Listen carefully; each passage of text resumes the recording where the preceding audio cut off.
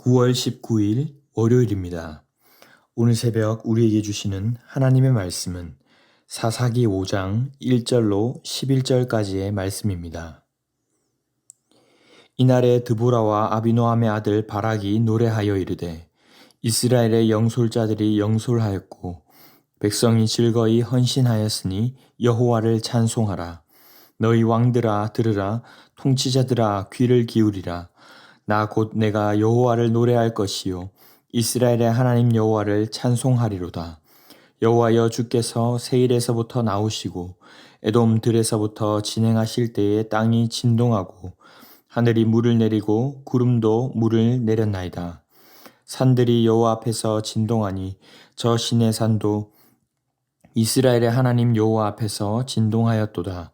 아낫의 아들 삼갈의 날에 또는 야엘의 날에는 대로가 비었고 길의 행인들은 오솔길로 다녀도다.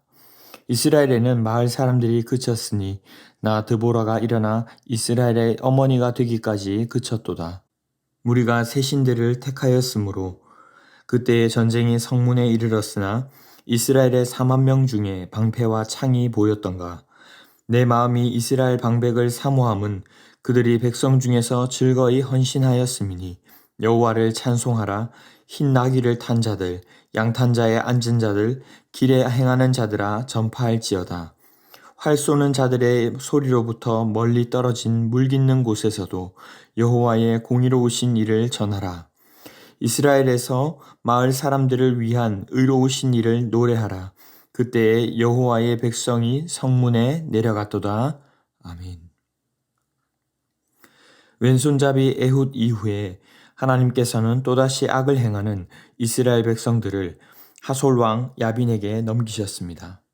하지만 그들의 부르짖음을 들으시고 당시 900대의 철병거라고 하는 어마어마한 힘을 가진 이들을 상대로 하나님은 여사사 드보라를 세우십니다.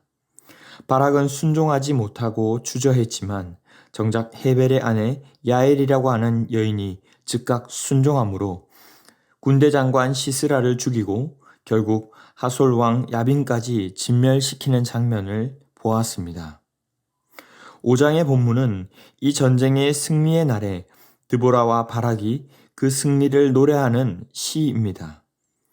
1절에 이 날에, 즉 다 진멸한 날에 드보라와 아비나엄의 아들 바락이 노래하여 이르되, 그리고 2절로 5절까지는 찬양하는 화자를 드보라 자신으로 바꿉니다.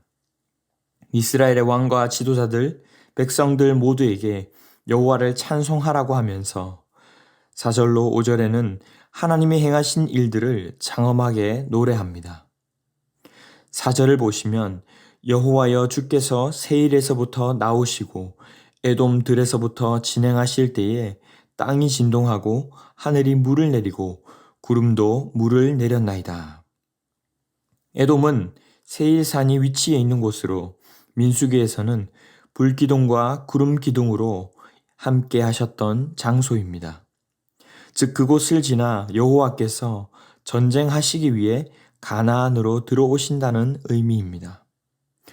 그리고 5절은 그 하나님의 행진 앞에 산들, 시내 산도 진동하며 폭우와 비구름을 동반하면서 이스라엘을 구하러 오셨다는 사실을 강조합니다. 이어서 6절로 8절은 이스라엘의 암울한 상황을 묘사하고 있습니다. 이것은 바로 왜 하나님께서 이들을 구하러 달려오셨는가 하는 이유를 말해주는 것이기도 합니다.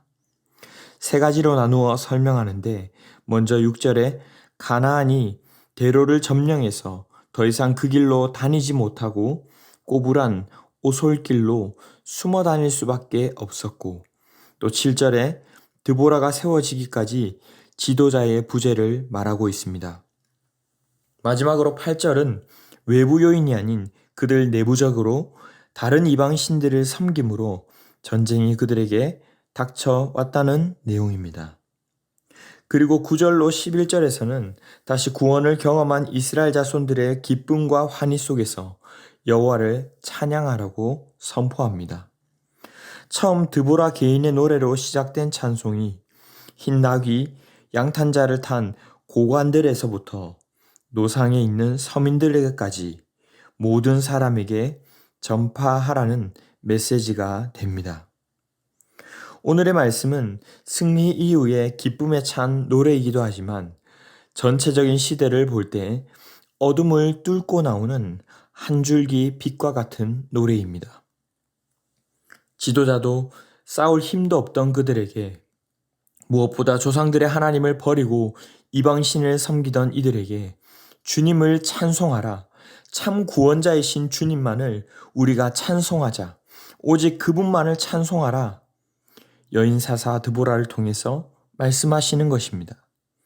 그들은 헌신했다라고 말하지만 사실 큰 길도 제대로 못 다녀서 숨어 다니고 지도자도 없고 군사가 4만 명이 있어도 창과 방패도 없었다고 했을 정도로 빈약했던 이들을 구원하신 것은 사사의 능력이 아닌 하나님의 은혜였습니다. 매번 이들을 구원하신 진짜 사사는 바로 하나님이셨던 것입니다.